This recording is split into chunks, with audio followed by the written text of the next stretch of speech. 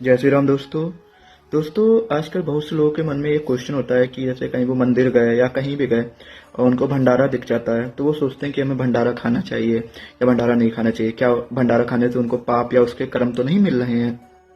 तो अब आपको यहाँ पे समझना होगा कि आप जैसे किसी मंदिर गए तो वहां पे क्या होता है, भंडारा होता है। तो उसको क्या भंडारा ही बोलते हैं? नहीं, वो होता है प्रसाद। अब प्रसाद क्या होता है?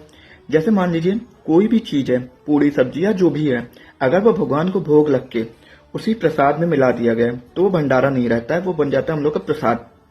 पूरी सब्जी या कुछ भी है, खीर जो भी है, अगर भगवान को भोग लगा अब वो उसी में मिला दिया तो वो प्रसाद हो गया। अब प्रसाद खाना तो गलत नहीं है, तो इसलिए आप प्रसाद खा सकते हैं। अब जैसे भी मान लीजिए हनुमान जी का दिन आने वाले हैं जो मई जून में आते हैं, तो उसमें क्या होता है, जो भंडारा चलते हैं वो भंडारा नहीं होगा, प्रसाद होता है। उसमें क्या होता है, हनुमान जी को भोग लगा दिया जाता है और फिर उसके बाद वो बांटा जाता है, तो उसको आप ग्रहण कर सकते हैं।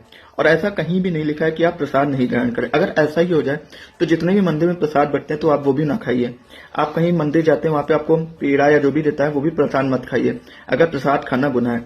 अब जैसे लोग कहते हैं कि किसी ने चोरी की, डकैती की या ये किया, वो भंडारा करा रहा है, तो देखिए पैसा किसका है ये डिपेंड नहीं करता है। अगर वो भगवान पे भोग लग गया है तो पैसा किसी का भी हो, वो तो अब भगवान का सब हो गया ना।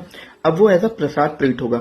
अगर फिर भी आपके मन में डाउट रहता है कि हम ये किसी का प्रसाद खाएंगे तो मेरे कर्म बेकार होंगे, हम उसका कर्म लेंगे, तो आप क्या कर सकते हैं, कहीं भी प्रसाद खाइए तो 11, 21, 51 जितनी भी आपकी श्रद्धा हो, खाने के बाद वहां आप दान कर दीजिए।